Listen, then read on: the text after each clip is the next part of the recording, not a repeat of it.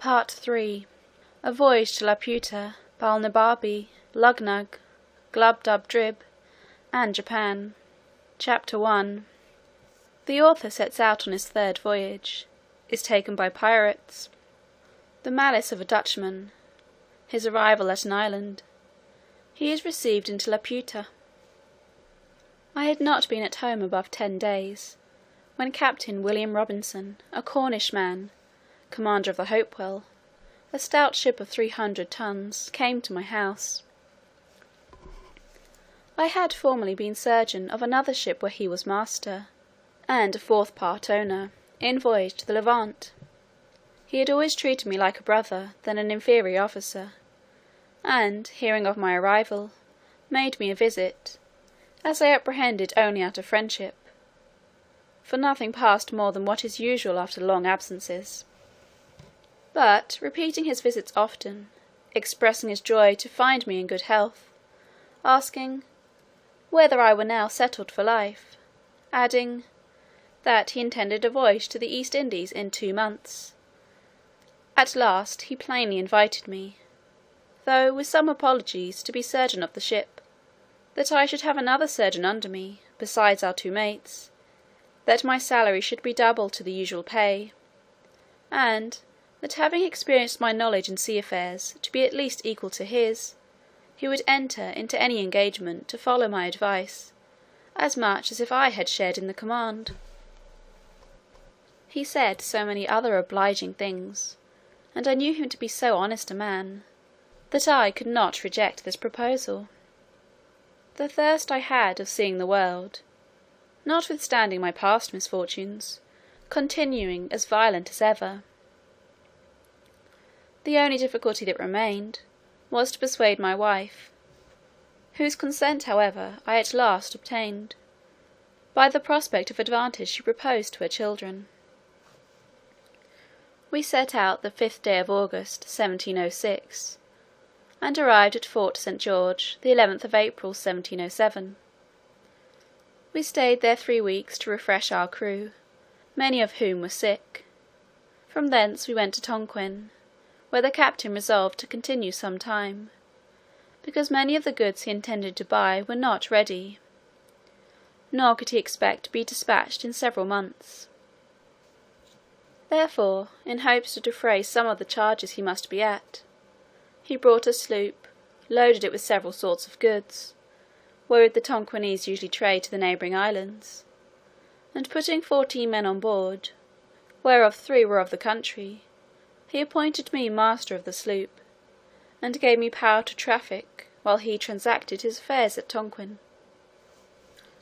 We had not sailed above 3 days, when a great storm arising, we were driven 5 days to the north-north-east, and then to the east, after which we had fair weather, but still with a pretty strong gale from the west. Upon the 10th day we were chased by 2 pirates, who soon overtook us, for my sloop was so deep laden, that she sailed very slow, neither were we in a condition to defend ourselves. We were boarded about the same time by both the pirates, who entered furiously at the head of their men, but finding us all prostrate upon our faces, for so I gave order, they pinioned us with strong ropes, and setting guard upon us, went to search the sloop. I observed among them a Dutchman, who seemed to be of some authority, though he was not commander of either ship. He knew us by our countenance to be Englishmen, and jabbering to us in his own language, swore we should be tied back to back and thrown into the sea. I spoke Dutch tolerably well.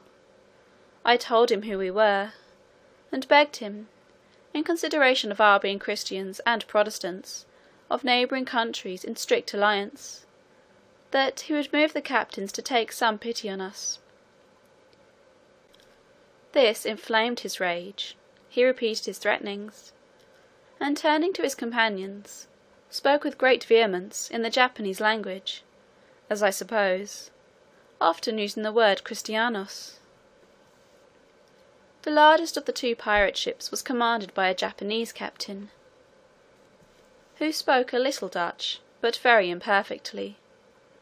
He came up to me, and after several questions, which I answered in great humility, he said, "We should not die." I made the captain a very low bow, and then turning to the Dutchman, said, "I was sorry to find more mercy in a heathen than in a brother Christian." But I had soon reason to repent those foolish words, for that malicious reprobate, having often endeavoured, in vain, to persuade both the captains that I might be thrown into the sea, which they would not yield to after the promise they made me that I should not die, however, prevailed so far as to have a punishment inflicted on me worse in all human appearance than death itself. My men were sent by equal division into both the pirate ships, and my sloop new manned. As to myself, it was determined that I should be set adrift in a small canoe, with paddles and a sail, and 4 days' provisions, which last the Japanese captain was so kind to double out of his own stores, and would permit no man to search me. I got down into the canoe, while the Dutchman, standing upon the deck, loaded me with all the curses and injurious terms his language could afford. About an hour before we saw the pirates, I had taken an observation, and found we were in the latitude of 46 north, and longitude of 183. When I was at some distance from the pirates, I discovered, by my pocket glass, several islands to the south east. I set up my sail, the wind being fair, with a design to reach the nearest of those islands, which I made a shift to do in about 3 hours. It was all rocky. However, I got many birds' eggs, and, striking fire, I kindled some heath and dry seaweed, by which I roasted my eggs. I ate no other supper, being resolved to spare my provisions as much as I could. I passed the night under the shelter of a rock, strewing some heath under me, and slept pretty well. The next day I sailed to another island, and thence to a third and fourth, sometimes using my sail, and sometimes my paddles. But, not to trouble the reader with a particular account of my distresses, let it suffice, that on the 5th day I arrived at the last island in my sight, which lay south-south-east to the former. This island was at a greater distance than I expected, and I did not reach it in less than 5 hours. I encompassed it almost round, before I could find a convenient place to land in, which was a small creek, about 3 times the wideness of my canoe. I found the island to be all rocky, only a little intermingled with tufts of grass and sweet-smelling herbs. I took out my small provisions, and after having refreshed myself, I secured the remainder in a cave, whereof there were great numbers. I gathered plenty of eggs upon the rocks, and got a quantity of dry seaweed and parched grass, which I designed to kindle the next day, and roast my eggs as well as I could, for I had about me my flint, steel, match, and burning glass. I lay all night in the cave where I had lodged my provisions. My bed was the same dry grass and seaweed, which I intended for fuel. I slept very little, for the disquiets of my mind prevailed over my weariness, and kept me awake. I considered how impossible it was to preserve my life in so desolate a place, and how miserable my end must be. Yet found myself so listless and desponding, that I had not the heart to rise, and before I could get spirits enough to creep out of my cave, the day was far advanced. I walked a while among the rocks. The sky was perfectly clear, and the sun so hot, that I was forced to turn my face from it, when, all on a sudden, it became obscure, as I thought, in a manner very different from what happens by the interposition of a cloud. I turned back, and perceived a vast opaque body between me and the sun moving forwards towards the island. It seemed to be about 2 miles high, and hid the sun 6 or 7 minutes. But I did not observe the air to be much colder, or the sky more darkened, than if I had stood under the shade of a mountain. As it approached nearer over the place where I was, it appeared to be a firm substance, the bottom flat, smooth, and shining very bright, from the reflection of the sea below. I stood upon a height about 200 yards from the shore, and saw this vast body descending almost to be parallel with me, at less than an English mile distance. I took out my pocket perspective, and could plainly discover numbers of people moving up and down the sides of it, which appeared to be sloping. But what those people were doing I was not able to distinguish. The natural love of life gave me some inward motion of joy, and I was ready to entertain a hope that this adventure might, some way or other, help to deliver me from the desolate place and condition I was in. But at the same time the reader can hardly conceive my astonishment to behold an island in the air, inhabited by men, who were able, as it should seem, to raise or sink, or put it into progressive motion, as they pleased. But, not being at that time in a disposition to philosophize upon this phenomenon, I rather chose to observe what course the island would take, because it seemed for a while to stand still. Yet soon after it advanced nearer, and I could see the sides of it encompassed with several gradations of galleries and stairs at certain intervals, to descend from one to the other. In the lowest gallery I beheld some people fishing with long angling rods, and others looking on. I waved my cap, for my hat was long since worn out, and my handkerchief towards the island, and upon its nearer approach I called and shouted with the utmost strength of my voice. And then, looking circumspectly, I beheld a crowd gather to that side which was most in my view. I found, by their pointing towards me and to each other, that they plainly discovered me, although they made no return to my shouting. But I could see 4 or 5 men running in great haste up the stairs to the top of the island, who then disappeared. I happened rightly to conjecture that these were sent for orders to some person in authority upon this occasion. The number of people increased, and, in less than half an hour, the island was moved and raised in such a manner that the lowest gallery appeared in a parallel of less than 100 yards distance from the height of where I stood. I then put myself in the most supplicating posture, and spoke in the humblest accent, but received no answer. Those who stood nearest over against me seemed to be persons of distinction, as I supposed by their habit. They conferred earnestly with each other, looking often upon me. At length one of them called out in a clear, polite, smooth dialect, not unlike in sound to the Italian, and therefore I returned an answer in that language, hoping at least that the cadence might be more agreeable to his ears.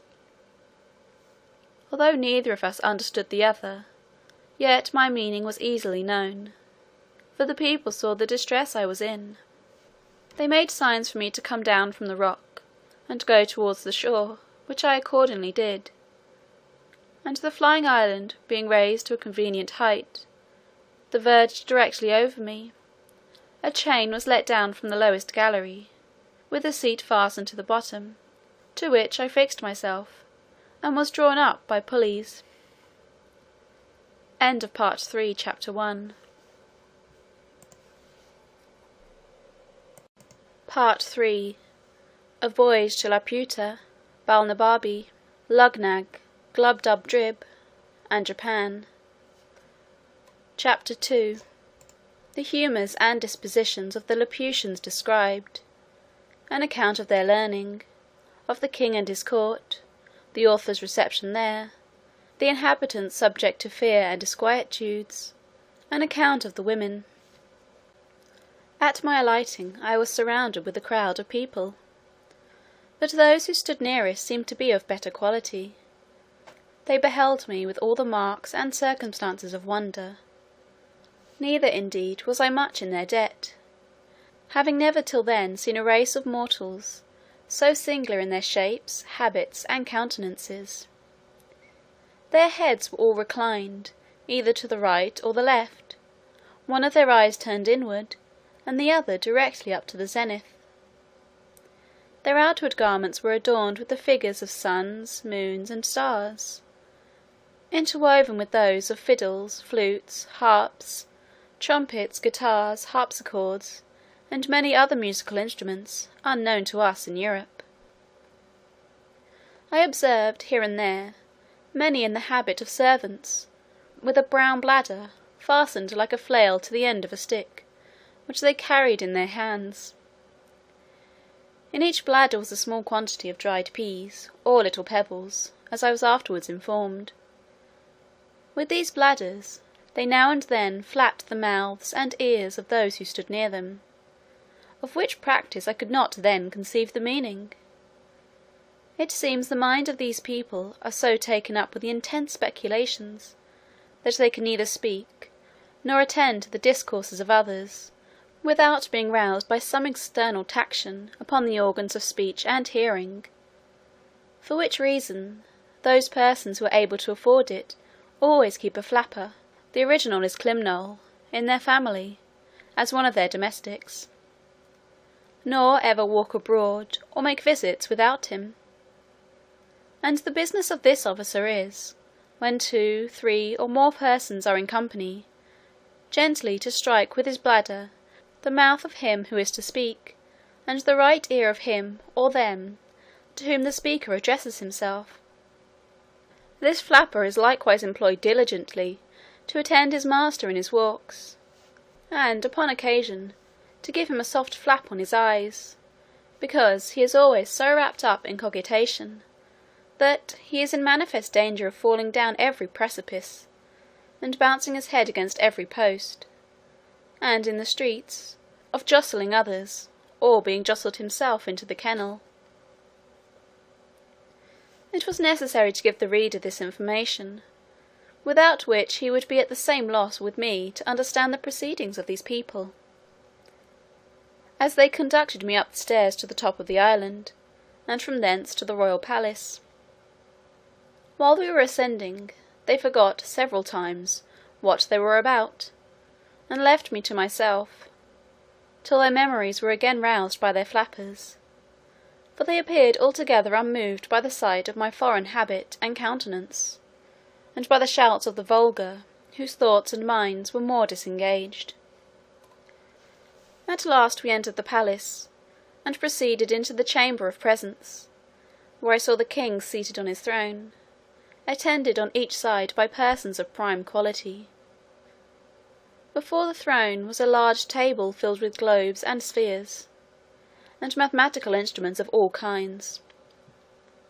His majesty took not the least notice of us, although our entrance was not without sufficient noise, by the concourse of all persons belonging to the court.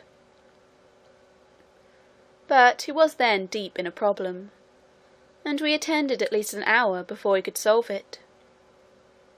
There stood by him, on each side, a young page with flaps in their hands, and when they saw he was at leisure, one of them gently struck his mouth, and the other his right ear, at which he started like one awaked on the sudden, and looking towards me and the company I was in, recollected the occasion of our coming, whereof he had been informed before. He spoke some words, whereupon immediately a young man with a flap came up to my side, and flapped me gently on the right ear. But I made signs, as well as I could, that I had no occasion for such an instrument, which, as I afterwards found, gave his majesty and the whole court a very mean opinion of my understanding. The king, as far as I could conjecture, asked me several questions, and I addressed myself to him in all the languages I had. When it was found I could neither understand nor be understood, I was conducted by his order to an apartment in his palace, this prince being distinguished above all his predecessors for his hospitality to strangers, where 2 servants were appointed to attend me. My dinner was brought, and 4 persons of quality, whom I remember to have seen very near the king's person, did me the honour to dine with me. We had 2 courses of 3 dishes each. In the first course there was a shoulder of mutton cut into an equilateral triangle, a piece of beef into a rhomboides, and a pudding into a cycloid. The second course was 2 ducks trussed up in the form of fiddles, sausages and puddings resembling flutes and hautboys, and a breast of veal in the shape of a harp. The servants cut our bread into cones, cylinders, parallelograms, and several other mathematical figures. After dinner my company withdrew, and a person was sent to me by the king's order, attended by a flapper. He brought with him pen, ink, and paper, and 3 or 4 books, giving me to understand by signs that he was sent to teach me the language. We sat together 4 hours, in which time I wrote down a great number of words in columns, with the translations over against them. I likewise made a shift to learn several short sentences, for my tutor would order one of my servants to fetch something, to turn about, to make a bow, to sit, or to stand, or walk, and the like. Then I took down the sentence in writing. He showed me also, in one of his books, the figures of the sun, moon, and stars, the zodiac, the tropics, and polar circles, together with the denominations of many planes and solids. He gave me the names and descriptions of all the musical instruments, and the general terms of art in playing on each of them. After he had left me, I placed all my words, with their interpretations, in alphabetical order, and thus in a few days, by the help of a very faithful memory, I got some insight into their language. The word, which I interpret the flying or floating island, is in the original Laputa, whereof I could never learn the true etymology. Lap, in the old obsolete language, signifies high, and untar, a governor, from which they say, by corruption, was derived Laputa, from Lapunta. But I do not approve of this derivation, which seems to be a little strained. I ventured to offer to the learned among them a conjecture of my own, that Laputa was quasi-lapouted, lap, signifying property, the dancing of the sunbeams in the sea, and outed, a wing, which, however, I shall not obtrude, but submit to the judicious reader. Those to whom the king had entrusted me, observing how ill I was clad, ordered a tailor to come next morning and take measure for a suit of clothes. The operator did his office after a different manner from those of his trade in Europe. He first took my altitude by a quadrant, and then, with a rule and a compass, described the dimensions and outlines of my whole body, all which he entered upon paper, and in 6 days brought me clothes very ill made, and quite out of shape, by happening to mistake a figure in the calculation. But my comfort was, that I observed such accidents very frequent, and little regarded. During my confinement for want of clothes, and by an indisposition that held me some days longer, I much enlarged my dictionary, and when I went next to court, was able to understand many things the king spoke, and to return him some kind of answers. His Majesty had given orders that the island should move north east and by east, to a vertical point over Lagado, the metropolis of the whole kingdom below, upon the firm earth. It was about 90 leagues distant, and our voyage lasted 4 days and a half. I was not in the least sensible of the progressive motion in the air by the island. On the second morning, about 11 o'clock, the king, himself in person, attended by his nobility, courtiers, and officers, having prepared all their musical instrument, played on them for 3 hours, without intermission, so that I was quite stunned with the noise. Neither could I possibly guess the meaning, till my tutor informed me. He said, that the people of their island had their ears adapted to hear the music of the spheres, which always played at certain periods, and the court was now prepared to bear their part in whatever instrument they most excelled.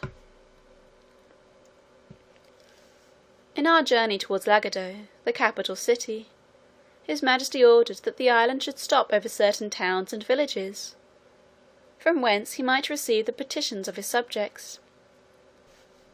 And to this purpose several pack-threads were let down, with small weights at the bottom. On these pack-threads the people strung their petitions, which mounted up directly, like the scraps of paper fastened by schoolboys at the end of the string that holds their kite. Sometimes we received wines and victuals from below, which were drawn up by pulleys. The knowledge I had in mathematics gave me great assistance in acquiring their phraseology, which depended much upon that science, and music, and in the latter I was not unskilled.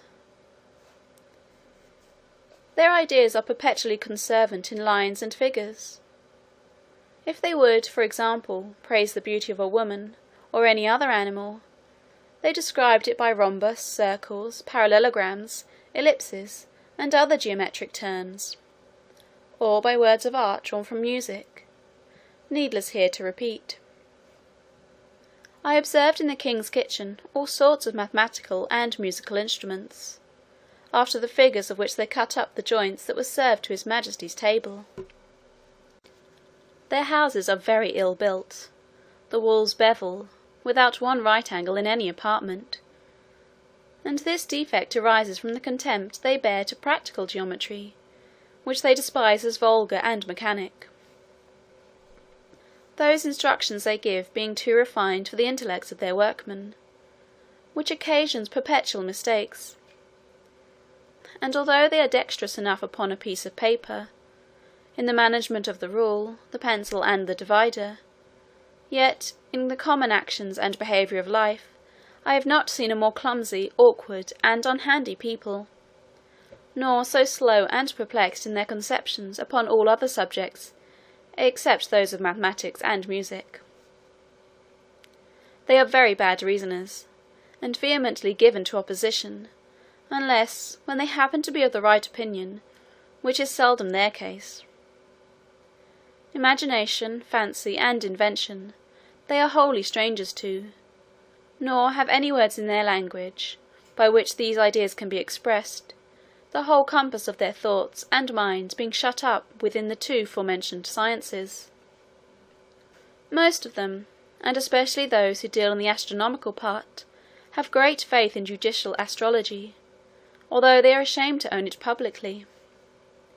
But what I chiefly admire, and thought altogether unaccountable, was the strong disposition I observed in them towards news and politics, perpetually inquiring into public affairs, giving their judgments in matters of state, and passionately disputing every inch of a party opinion. I have indeed observed the same disposition among most of the mathematicians I have known in Europe, although I could never discover the least analogy between the 2 sciences, unless those people suppose that because the smallest circle has as many degrees as the largest, therefore the regulation and management of the world require no more abilities than the handling and turning of a globe. But I rather take this quality to spring from a very common infirmity of human nature, inclining us to be most curious and conceited in matters where we have least concern, and from which we are least adapted by study or nature. These people are under continual disquietudes, never enjoying a minute's peace of mind, and their disturbances proceed from causes which very little affect the rest of mortals. Their apprehensions arise from several changes they dread in the celestial bodies. For instance, that the earth, by the continual approaches of the sun towards it, must, in course of time, be absorbed or swallowed up, that the face of the sun will by degrees be encrusted with its own effluvia, and give no more light to the world, that the earth very narrowly escaped a brush from the tail of the last comet, which would have infallibly reduced it to ashes, and that the next, which they have calculated for 31 years hence, will probably destroy us.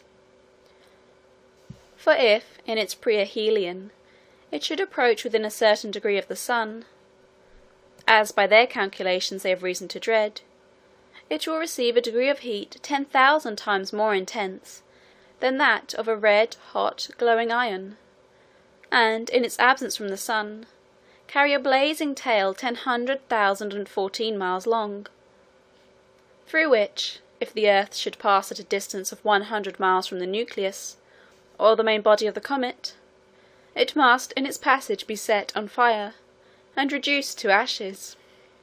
That the sun, daily spending its rays without any nutriment to supply them, will at last be wholly consumed and annihilated, which must be attended with the destruction of this earth, and of all the planets that receive their light from it. They are so perpetually alarmed with the apprehensions of these, and the like impending dangers, that they can neither sleep quietly in their beds, nor have any relish for the common pleasures and amusements of life. When they meet an acquaintance in the morning, the first question is about the sun's health, how he looked at his setting and rising, and what hopes they have to avoid the stroke of the approaching comet. This conversation they are apt to run into with the same temper that boys discover in delighting to hear terrible stories of spirits and hobgoblins, which they greedily listen to, and dare not go to bed for fear. The women of the island have abundance of vivacity. They contemn their husbands, and are exceedingly fond of strangers, whereof there is always a considerable number from the continent below, attending at court, either upon affairs of the several towns and corporations, or their own particular occasions, but are much despised, because they want the same endowments. Among these the ladies choose their gallants, but the vexation is, that they act with too much ease and security, for the husband is always so wrapped in speculation, that the mistress and lover may proceed to the greatest familiarities before his face, if he be but provided with paper and implements, and without his flapper at his side. The wives and daughters lament their confinement to the island, although I think it is the most delicious spot of ground in the world, and although they live here in the greatest plenty and magnificence, and are allowed to do whatever they please, they long to see the world, and take the diversions of the metropolis, which they are not allowed to do without a particular license from the king, and that is not easy to be obtained, because the people of quality have found, by frequent experience, how hard it is to persuade their women to return from below. I was told that a great court lady, who had several children, is married to the Prime Minister, the richest subject in the kingdom, a very graceful person, extremely fond of her, and lives in the finest palace of the island. Went down to Lagado on the pretence of health, there hid herself for several months, till the king sent a warrant to search for her, and she was found in an obscure eating-house, all in rags, having pawned her clothes to maintain an old deformed footman, who beat her every day, and in whose company she was taken, much against her will. And although her husband received her with all possible kindness, and without the least reproach, she soon after contrived to steal down again, with all her jewels, to the same gallant, and has not been heard of since. This may perhaps pass with the reader rather for a European or English story than for one of a country so remote, but he may please to consider that the caprices of womankind are not limited by any climate or nation, and that they are much more uniform than can be easily imagined. In about a month's time, I had made a tolerable proficiency in their language, was able to answer most of the king's questions, when I had the honour to attend him. His Majesty discovered not the least curiosity to inquire into the laws, government, history, religion, or manners of the countries where I had been, but confined his questions to the state of mathematics, and received the account I gave him with great contempt and indifference, though often roused by his flapper on each side. End of Part 3, Chapter 2.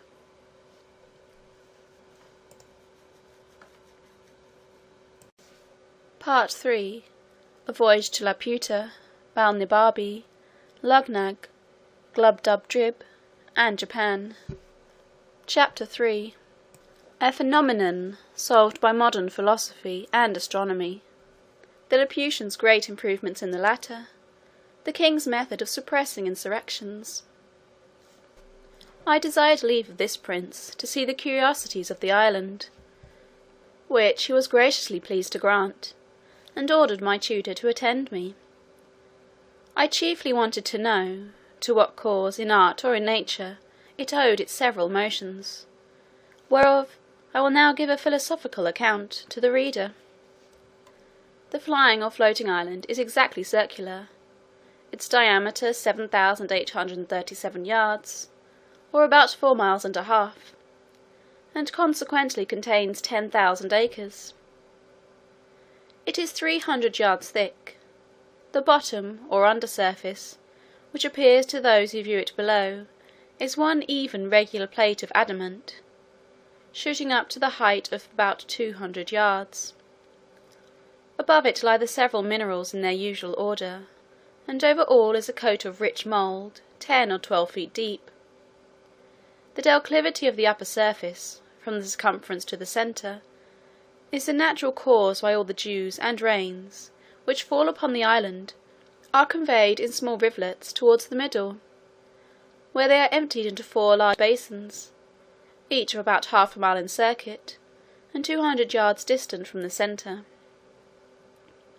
From these basins the water is continually exhaled by the sun in the daytime, which effectually prevents their overflowing. Besides, as it is in the power of the monarch to raise the island above the rain of clouds and vapours, he can prevent the falling of dews and rain whenever he pleases. For the highest clouds cannot rise above 2 miles, as naturalists agree. At least they were never known to do so in that country. At the centre of the island there is a chasm about 50 yards in diameter, whence the astronomers descend into a large dome, which is thereof called Flandona Gagnol, or the astronomer's cave, situated at the depth of 100 yards beneath the upper surface of the adamant. In this cave are 20 lamps continually burning, which, from the reflection of the adamant, cast a strong light into every part. The place is stored with great variety of sextants, quadrants, telescopes, astrolabes, and other astronomical instruments.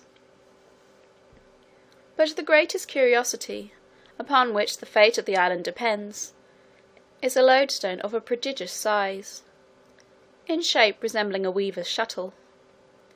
It is in length 6 yards, and in the thickest part at least 3 yards over. This magnet is sustained by a very strong axle of adamant, passing through its middle, upon which it plays, and is poised so exactly that the weakest hand can turn it.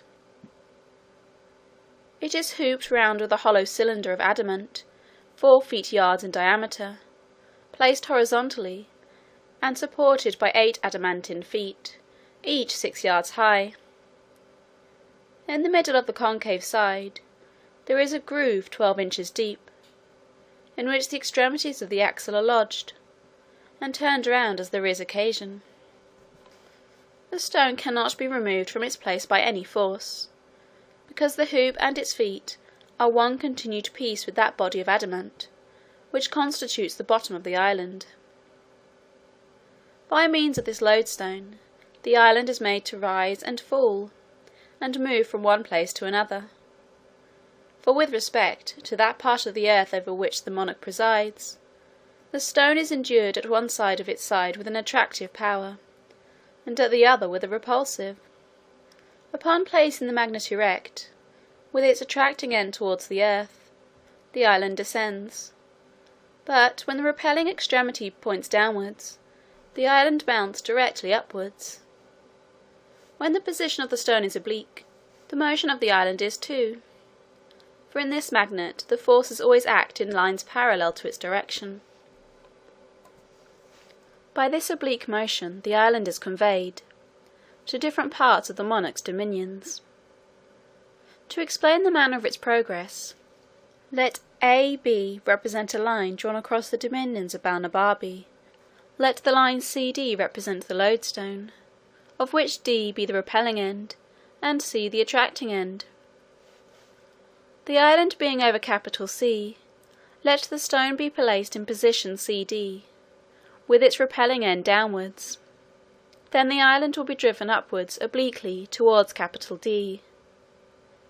When it has arrived at capital D, let the stone be turned upon its axle, till the attracting end points towards E, and then the island will be carried obliquely towards E, where, if the stone being again turned upon its axle till it stands in the position EF, with its repelling point downwards, the island will rise obliquely towards F, where, by directing the attracting end towards G, the island may be carried to G, and from G to H, by turning the stone, so as to make its repelling extremity to point directly downwards. And thus, by changing the situation of the stone, as often as there is occasion, the island is made to rise and fall by turns in an oblique direction, and by those alternate risings and fallings, the obliquity being not considerable, is conveyed from one part of the dominions to the other. But it must be observed that this island cannot move beyond the extent of the dominions below, nor can it rise above the height of 4 miles, for which the astronomers, who have written large systems concerning the stone, assign the following reason: that the magnetic virtue does not extend beyond the distance of 4 miles, and that the mineral, which acts upon the stone in the bowels of the earth, and in the sea about 6 leagues distant from the shore, is not diffused through the whole globe, but terminated with the limits of the king's dominions. And it was easy, from the great advantage of such a superior situation, for a prince to bring under his obedience whatever country lay within the attraction of that magnet. When the stone is put parallel to the plane of the horizon, the island stands still, for in that case the extremities of it, being at equal distance from the earth, act with equal force, the one in drawing downwards, the other in pushing upwards, and consequently no motion can ensue. This lodestone is under the care of certain astronomers, who, from time to time, give it such positions as the monarch directs. They spend the greatest part of their lives in observing the celestial bodies, which they do by the assistance of glasses, far excelling ours in goodness. For, although their largest telescopes do not exceed 3 feet, they magnify much more than those of 100 with us, and show the stars with greater clearness.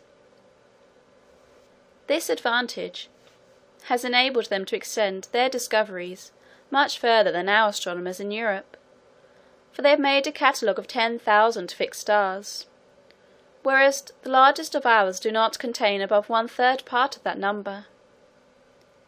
They have likewise discovered 2 lesser stars, or satellites, which revolve about Mars, whereof the innermost is distant from the centre of the primary planet exactly 3 of his diameters, and the outermost 5. The former revolves in the space of 10 hours, and the latter in 21½ so that the squares of the periodical times are very near in the same proportion with the cubes of their distance from the centre of Mars, which evidently shows them to be governed by the same law of gravitation that influences the other heavenly bodies. They have observed 93 different comets, and settled their periods with great exactness. If this be true, and they affirm it with great confidence, it is much to be wished that their observations were made public, whereby the theory of comets, which at present is very lame and defective, might be brought to the same perfection with other arts of astronomy. The king would be the most absolute prince in the universe, if he could but prevail on a ministry to join with him. But these, having their estates below on the continent, and considering that the office of a favourite has a very uncertain tenure, would never consent to the enslaving of their country. If any town should engage in rebellion or mutiny, fall into violent factions, or refuse to pay the usual tribute, the king has two methods of reducing them to obedience. The first and mildest course is, by keeping the island hovering over such a town and the lands about it, whereby he can deprive them of the benefit of the sun and the rain, and consequently afflict the inhabitants with dearth and disease. And if the crime deserve it, they are at the same time pelted from above with great stones, against which they have no defence but by creeping into cellars or caves, while the roofs of their houses are beaten to pieces. But if they still continue obstinate, or offer to raise insurrections, he proceeds to the last remedy, by letting the island drop directly upon their heads, which makes a universal destruction both of houses and men.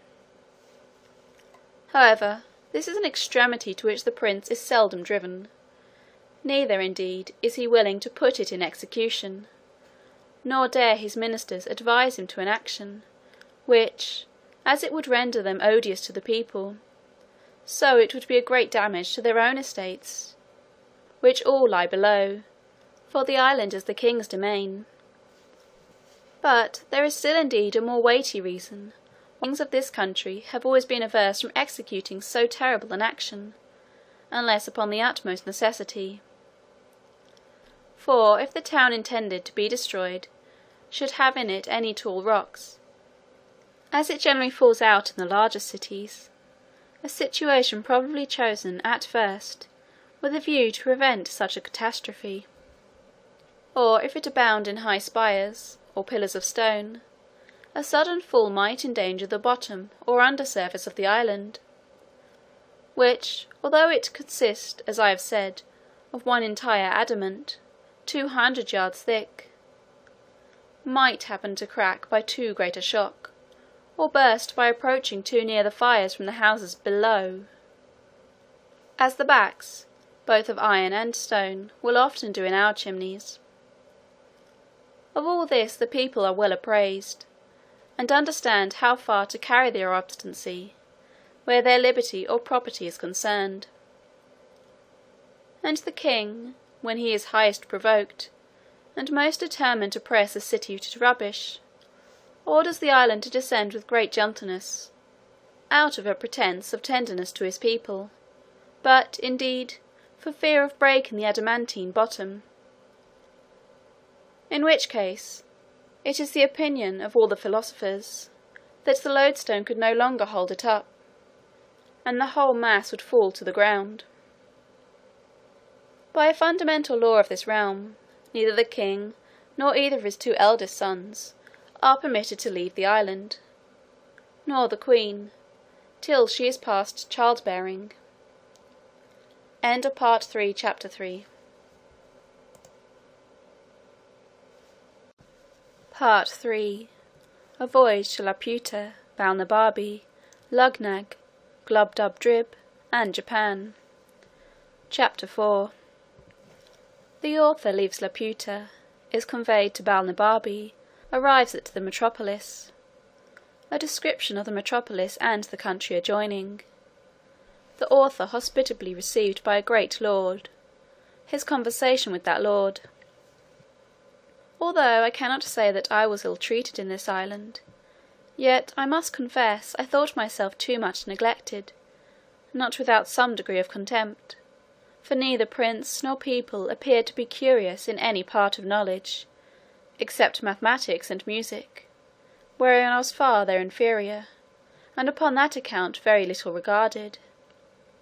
On the other side, after having seen all the curiosities of the island, I was very desirous to leave it, being heartily weary of those people, They were indeed excellent in two sciences for which I have great esteem, and wherein I am not unversed; but, at the same time, so abstracted and involved in speculation, that I have never met with such disagreeable companions. I conversed only with women, tradesmen, flappers, and court pages, during 2 months of my abode there; by which at least I rendered myself extremely contemptible. Yet these were the only people from whom I could ever receive a reasonable answer. I had obtained, by hard study, a good degree of knowledge in their language. I was weary of being confined to an island where I received so little countenance, and resolved to leave it with the first opportunity. There was a great lord at court, nearly related to the king, and for that reason alone used with respect. He was universally reckoned the most ignorant and stupid person among them.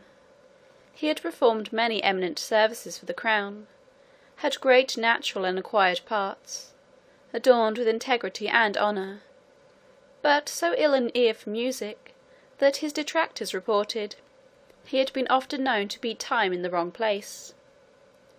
Neither could his tutors, without extreme difficulty, teach him to demonstrate the most easy proposition in the mathematics.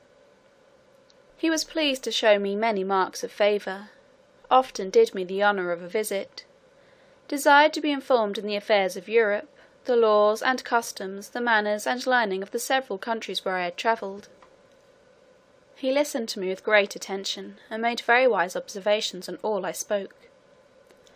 He had 2 flappers attending him for state, but never made use of them, except at court and in visits of ceremony, and would always command them to withdraw when we were alone together. I entreated this illustrious person to intercede in my behalf with his majesty, for leave to depart, which he accordingly did, as he was pleased to tell me, with great regret, for indeed he had made me several offers very advantageous, which however I refused, with expressions of the highest acknowledgment. On the 16th of February I took leave of his majesty and the court. The king made me a present to the value of about £200 English, and my protector, his kinsman, as much more, together with a letter of recommendation to a friend of his in Lagado, the metropolis. The island being then hovering over a mountain about 2 miles from it, I was let down from the lowest gallery, in the same manner I had been taken up. The continent, as far as it is subject to the monarch of the flying island, passes under the general name of Balnibarbi, and the metropolis, as I have said before, is called Lagado. I felt some little satisfaction in finding myself on firm ground. I walked to the city without any concern, being clad like one of the natives, and sufficiently instructed to converse with them. I soon found out the person's house to whom I was recommended, presented my letter from his friend the grandee in the island, and was received with much kindness. This great lord, whose name was Menodi, ordered me an apartment in his own house, where I continued during my stay, and was entertained in a most hospitable manner. The next morning after my arrival, he took me in his chariot to see the town, which is about half the bigness of London, but the houses very strangely built, and most of them out of repair. The people in the streets walked fast, looked wild, their eyes fixed, and were generally in rags. We passed through one of the town gates, and went about 3 miles into the country, where I saw many labourers working with several sorts of tools in the ground, but was not able to conjecture what they were about, neither did observe any expectation either of corn or grass, although the soil appeared to be excellent. I could not forbear admiring at these odd appearances, both in town and country, and I made bold to desire my conductor, that he would be pleased to explain to me what could be meant by so many busy heads, hands, and faces, both in the streets and the fields, because I did not discover any good effects they produced; but, on the contrary, I never knew a soil so unhappily cultivated, houses so ill contrived and so ruinous, or a people whose countenances and habit expressed so much misery and want.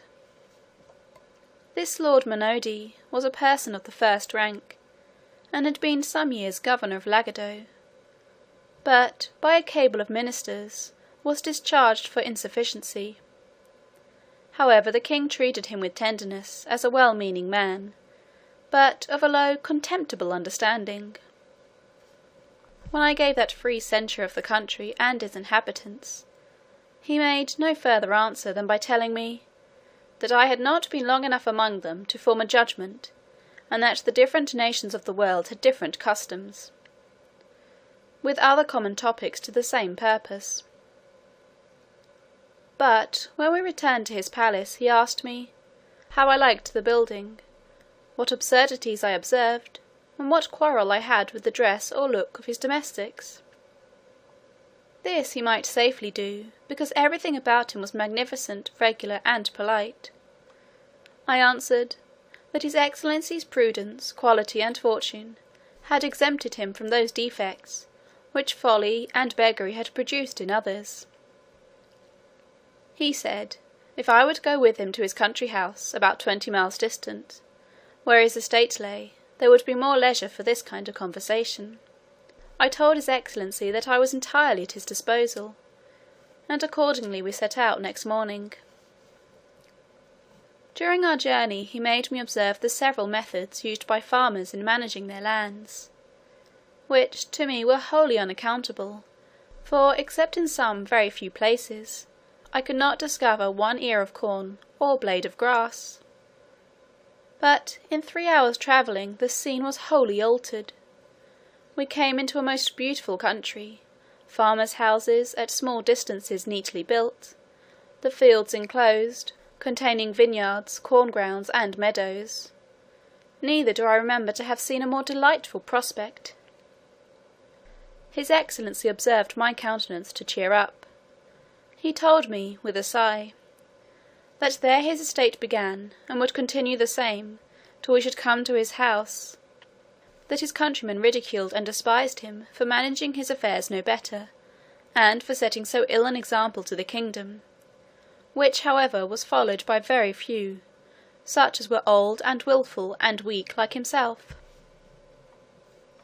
We came at length to the house, which was indeed a noble structure, built according to the best rules of ancient architecture. The fountains, gardens, walks, avenues, and groves were all disposed with exact judgment and taste. I gave due praises to everything I saw, whereof his excellency took not the least notice till after supper, when, there being no third companion, he told me with a very melancholy air, that he doubted he must throw down his houses in town and country, to rebuild them after the present mode, destroy all his plantations, and cast others into such a form as modern usage required, and give the same directions to all his tenants, unless he would submit to incur the censure of pride, singularity, affectation, ignorance, caprice, and perhaps increase his majesty's displeasure, that the admiration I appeared to be under would cease or diminish when he had informed me of some particulars which probably I had never heard of at court, the people there being too much taken up in their own speculations to have regard to what passed here below.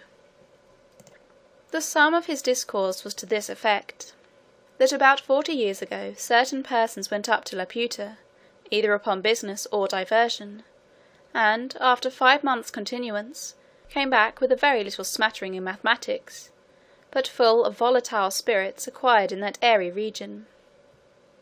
That these persons, upon their return, began to dislike the management of everything below, and fell into schemes of putting all arts, sciences, languages, and mechanics upon a new foot. To this end they procured a royal patent for erecting an academy of projectors in Lagado, and the humour prevailed so strongly among the people, that there is not a town of any consequence in the kingdom without such an academy. In these colleges the professors contrive new rules and methods of agriculture and building, and new instruments and new tools for all trades and manufacturers. whereby, as they undertake, one man shall do the work of 10, a palace may be built in a week of materials so durable as to last for ever without repairing. All the fruits of the earth shall come to maturity at whatever season we think fit to choose, and increase 100-fold more than they do at present, with innumerable other happy proposals. The only inconvenience is, that none of these projects are yet brought to perfection, and in the meantime the whole country lies miserably waste, the houses in ruin, and the people without food or clothes. By all which, instead of being discouraged, they are 50 times more violently bent upon prosecuting their schemes, driven equally on by hope and despair. But as for himself, being not of an enterprising spirit, he was content to go on in the old forms, to live in a house as his ancestors had built, and act as they did in every part of life, without innovation. That some few other persons of quality and gentry had done the same, but were looked on with an eye of contempt and ill will, as enemies to art, ignorant and ill commonwealth's men, preferring their own ease and sloth before the general improvement of their country. His lordship added, that he would not, by any further particulars, prevent the pleasure I should certainly take in viewing the grand academy, whither he was resolved I should go. He only desired me to observe a ruined building upon the side of a mountain about 3 miles distant, of which he gave me this account. There had been a very convenient mill within 1/2 mile of his house, turned by a current from a large river, and sufficient for his own family, as well as a great number of his tenants. That about 7 years ago, a club of those projectors came to him with proposals to destroy this mill, and build another on the side of that mountain, on the long ridge whereof a long canal must be cut, for a repository of water, to be conveyed up by pipes and engines to supply the mill, because the wind and air upon a height agitated the water, and thereby made it fitter for motion, and because the water descending down a declivity would turn the mill with half the current of a river whose course is more upon a level. He said, that being then not very well with the court, and pressed by many of his friends, he complied with the proposal, and after employing 100 men for 2 years, the work miscarried, the projectors went off, laying the blame entirely upon him, railing at him ever since, and putting others upon the same experiment, with equal assurance of success, as well as equal disappointment. In a few days we came back to town, and his excellency, considering the bad character he had in the academy, would not go with me himself, but recommended me to a friend of his, to bear me company thither. My lord was pleased to represent me as a great admirer of projects, and a person of much curiosity and easy belief, which indeed was not without truth, for I had myself been a sort of projector in my younger days. End of Part 3, Chapter 4.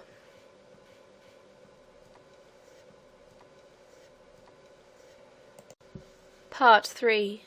A Voyage to Laputa, Balnibarbi, Luggnagg, Glubbdubdrib, and Japan. Chapter 5. The author is permitted to see the Grand Academy of Lagado.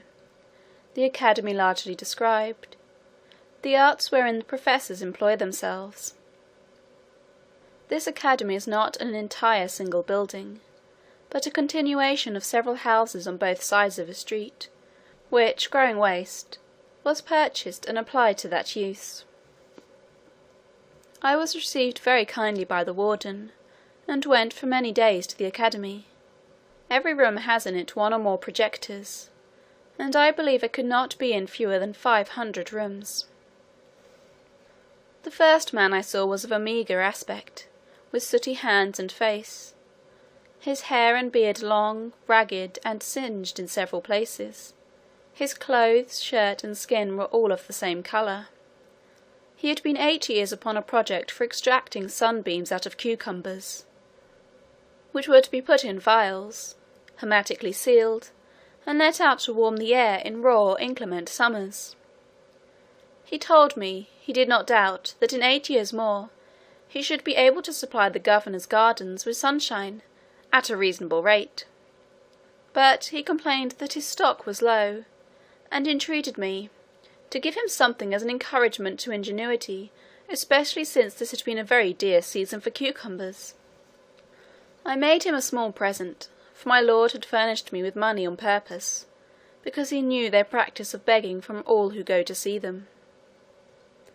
I went into another chamber, but was ready to hasten back, being almost overcome with a horrible stink. My conductor pressed me forward, conjuring me in a whisper to give no offence which would be highly resented, and therefore I durst not so much as stop my nose. The projector of this cell was the most ancient student of the academy. His face and beard were of a pale yellow, his hands and clothes daubed over with filth.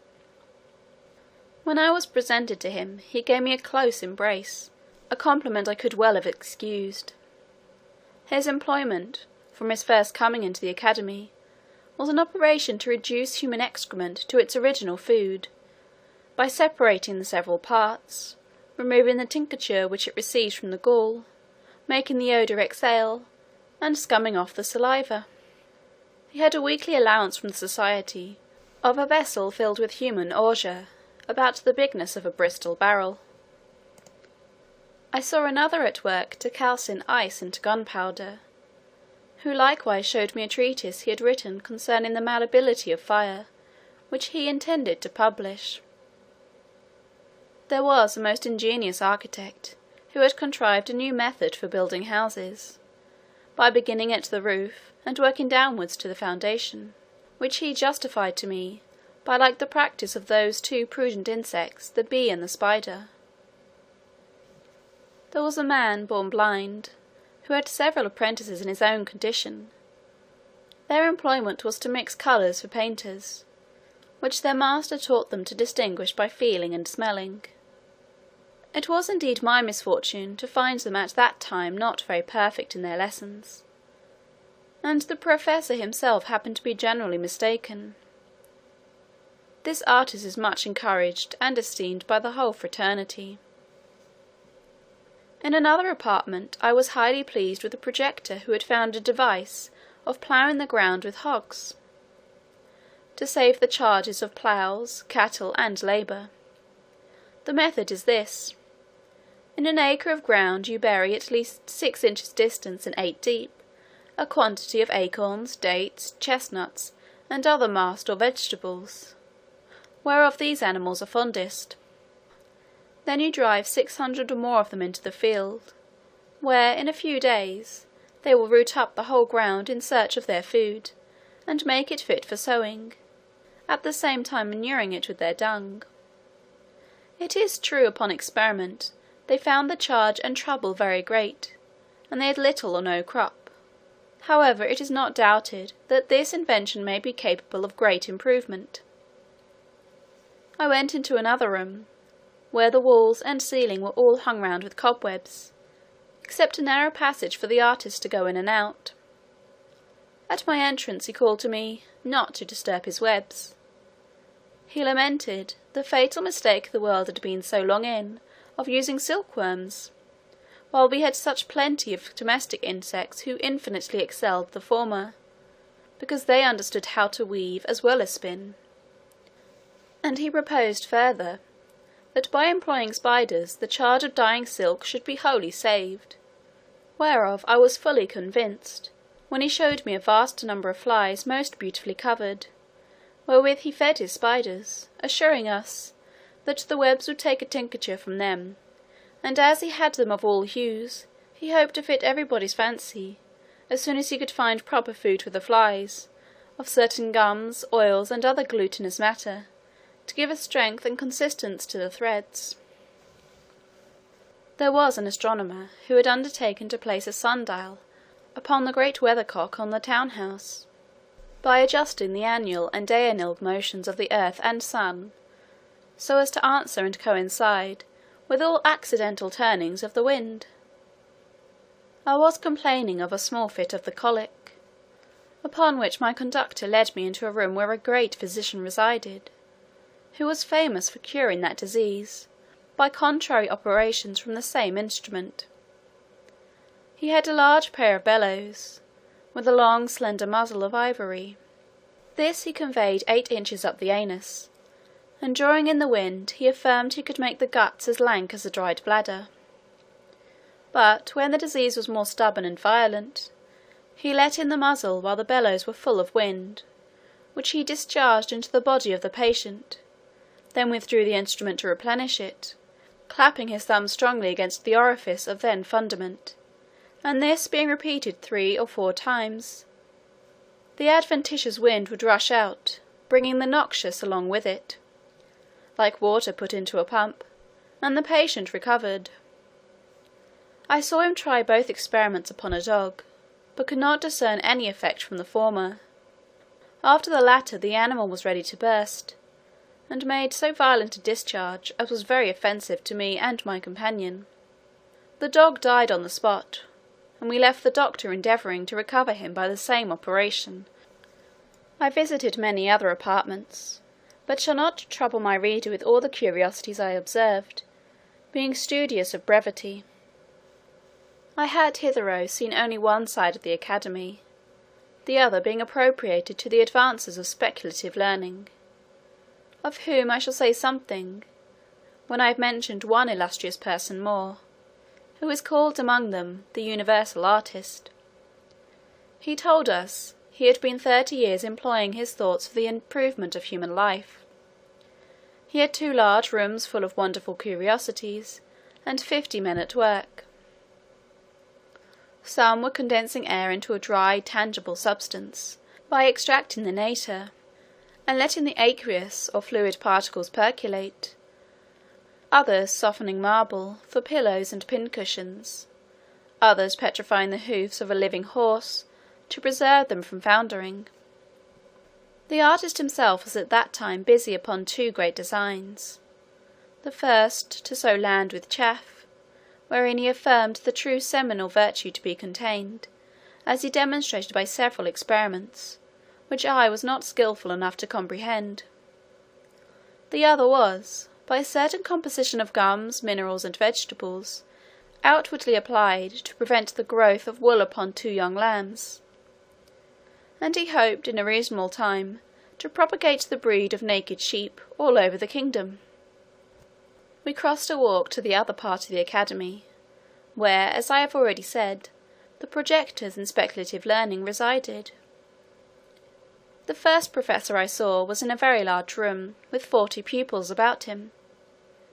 After salutation, observing me to look earnestly upon a frame which took up the greatest part of both the length and breadth of the room, he said, perhaps I might wonder to see him employed in a project for improving speculative knowledge by practical and mechanical operations, but the world would soon be sensible of its usefulness, and he flattered himself that a more noble, exalted thought never sprang in any other man's head.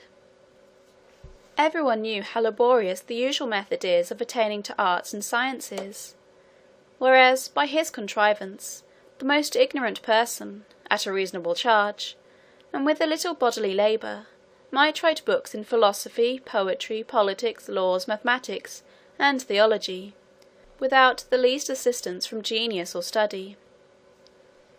He then led me to the frame, about the sides, whereof all his pupils stood in ranks. It was 20 feet square, placed in the middle of the room. The superficies was composed of several bits of wood, about the bigness of a die, but some larger than others.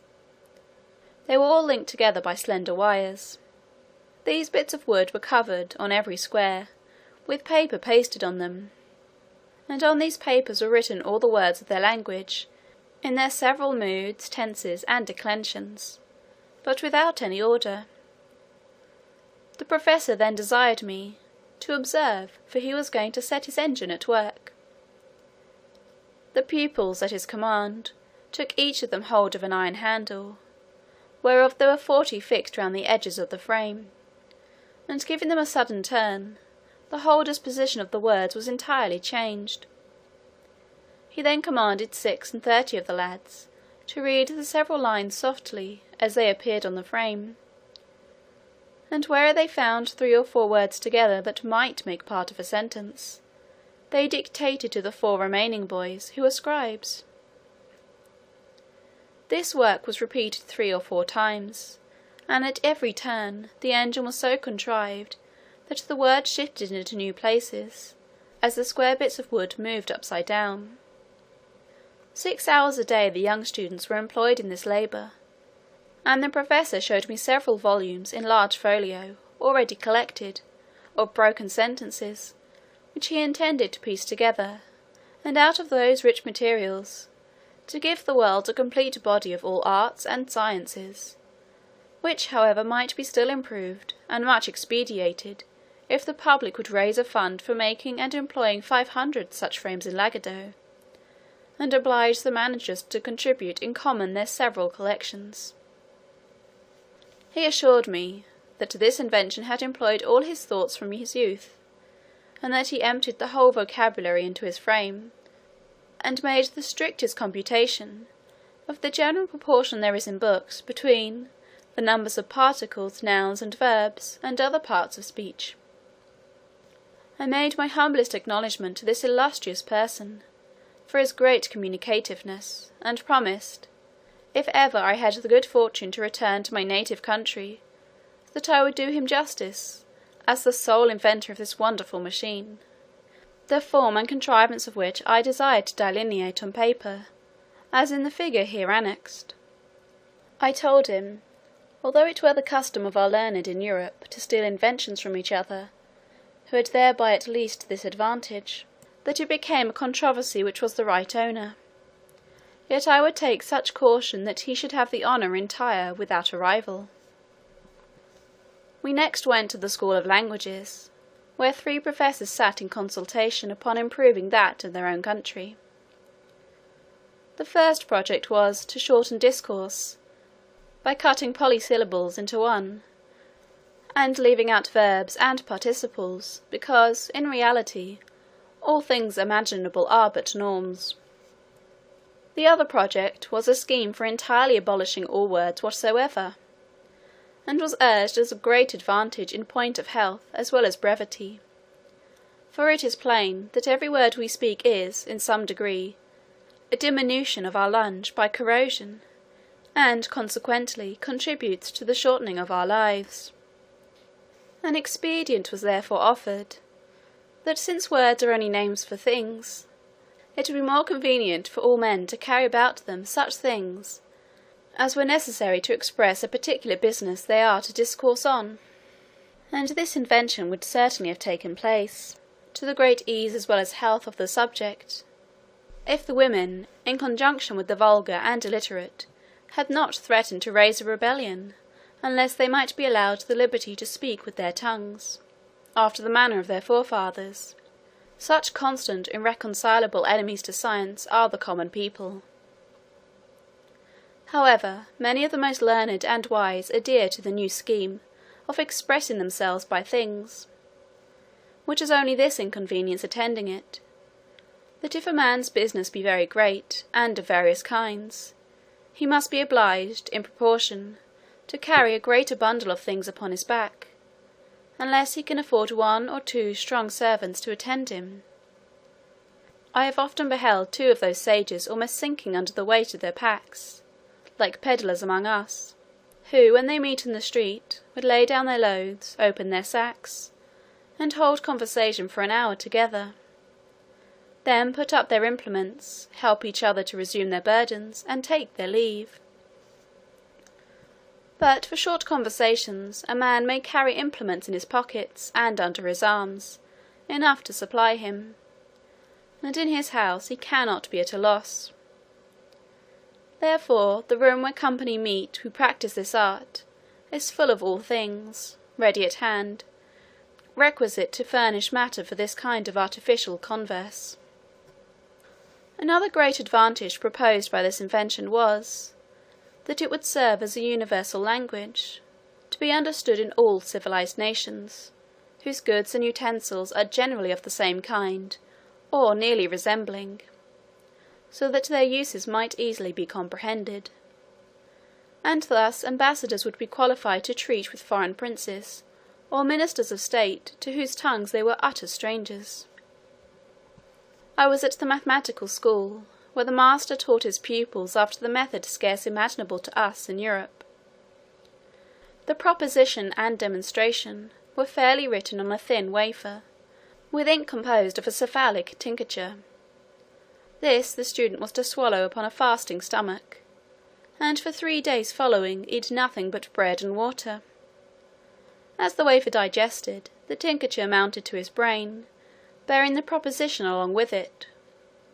But the success has not hitherto been answerable, partly by some error in the quantum, or composition, and partly by the perverseness of lads, to whom this bolus is so nauseous, that they generally steal aside, and discharge it upwards, before it can operate. Neither have they yet been persuaded to use so long an abstinence as the prescription requires. End of Part 3, Chapter 5. Part 3. A Voyage to Laputa, Balnibarbi, Lugnag, Glubbdubdrib, and Japan. Chapter 6. A further account of the Academy. The author proposes some improvements, which are honourably received. In the school of political projectors, I was but ill entertained, the professors appearing, in my judgment, wholly out of their senses, which is a scene that never fails to make me melancholy.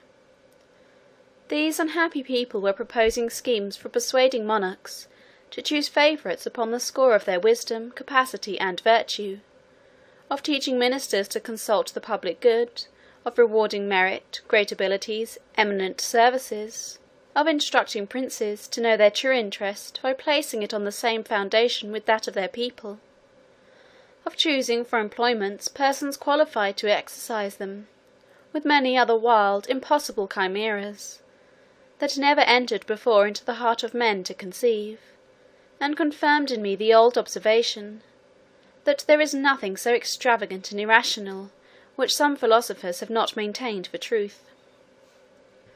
But, however, I shall so far do justice to this part of the Academy, as to acknowledge that all of them were not so visionary.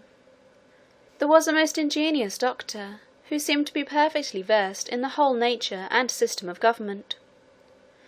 This illustrious person had very usefully employed his studies in finding out effectual remedies for all diseases and corruptions to which the several kinds of public administration are subject, by the vices or infirmities of those who govern, as well as by the licentiousness of those who are to obey.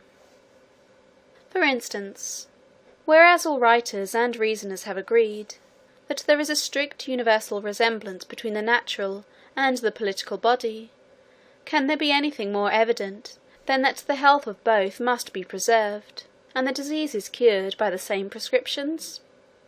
It is allowed that senates and great councils are often troubled with redundant, ebullient, and other piquant humours, with many diseases of the head and more of the heart, with strong convulsions, with grievous contractions of the nerves and sinews in both hands, but especially the right, with spleen, flatus, vertigos, and deliriums, with scrofulous tumours, full of fetid, purulent matter, with sour, frothy rectations, with canine appetites, and crudeness of digestion, besides many others, needless to mention.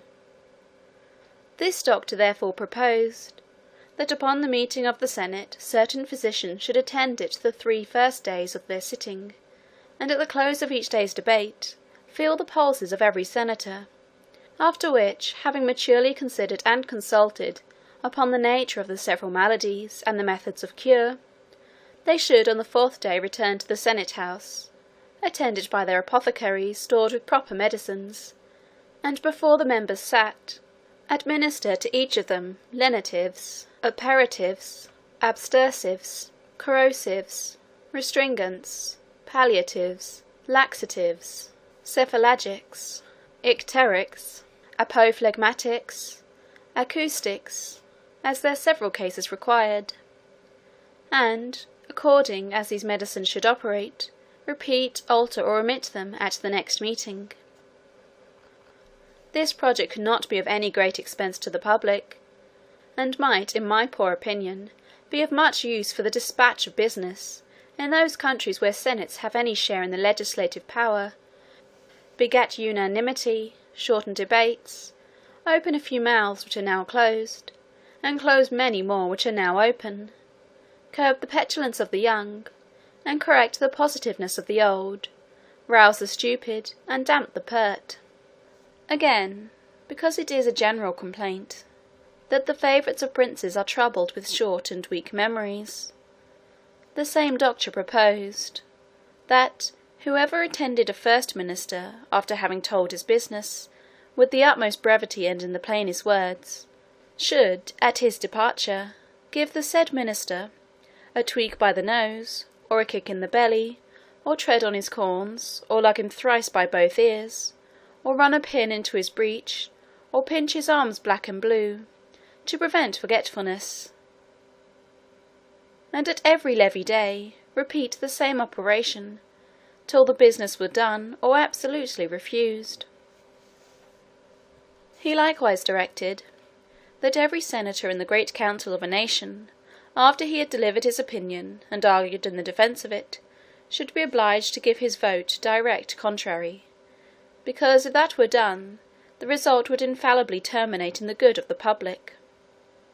When parties in a state are violent, he offered a wonderful contrivance to reconcile them. The method is this: you take 100 leaders of each party, you dispose them into couples of such whose heads are nearest of a size, then let 2 nice operators saw off the occupant of each couple at the same time, in such a manner that the brain may be equally divided. Let the occupants thus cut off be interchanged, applying each to the head of his opposite party member. It seems indeed to be a work that requires some exactness, but the professor assured us that if it were dexterously performed, the cure would be infallible.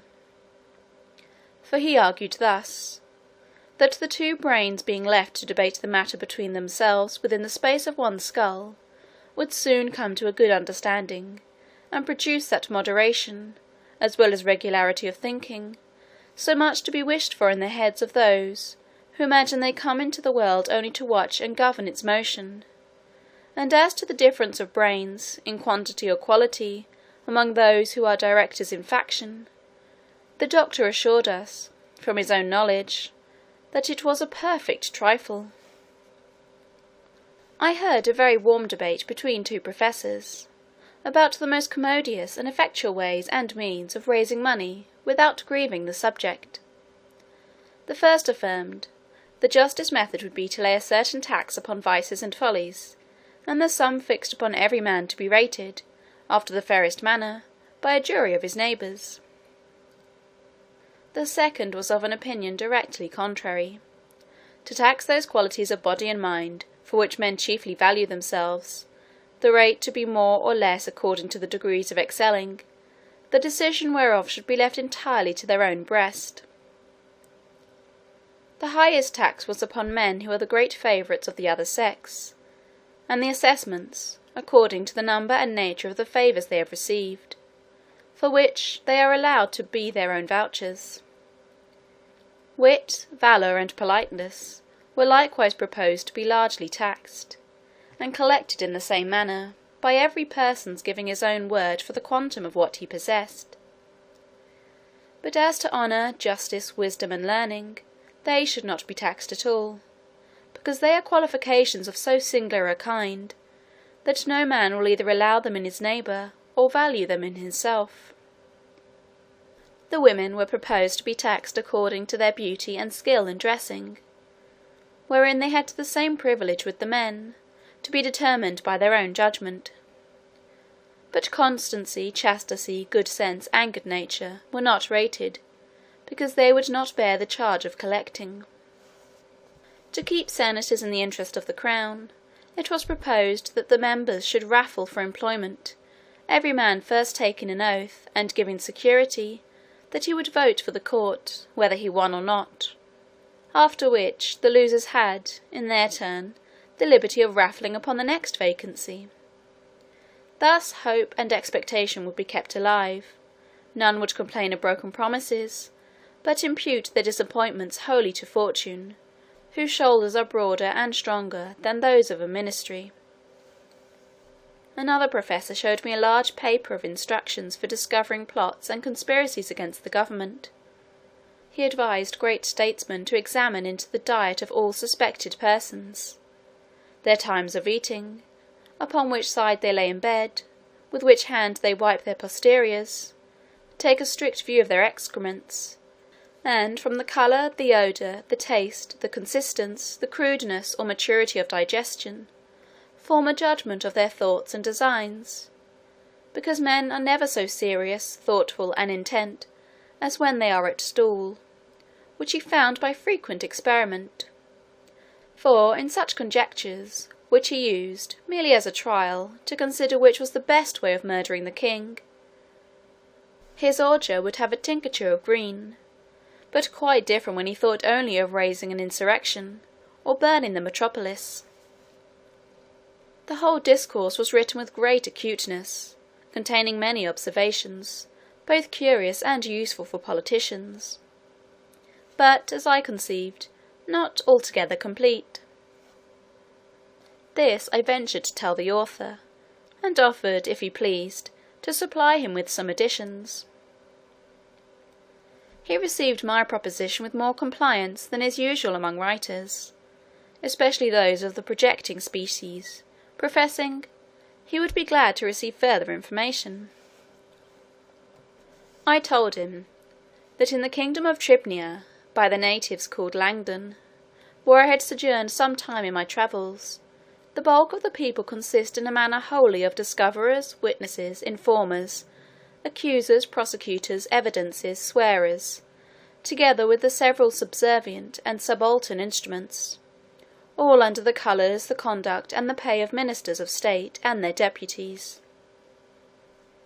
The plots, in that kingdom, are usually the workmanship of those persons who desire to raise their own characters of profound politicians, to restore new vigour to a crazy administration, to stifle or divert general discontents, to fill their coffers with forfeitures, and raise or sink the opinion of public credit, as either shall best answer their private advantage.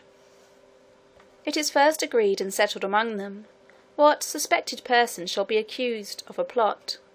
Then effectual care is taken to secure all their letters and papers, and put the owners in chains. These papers are delivered to a set of artists, very dexterous in finding out the mysterious meanings of words, syllables, and letters.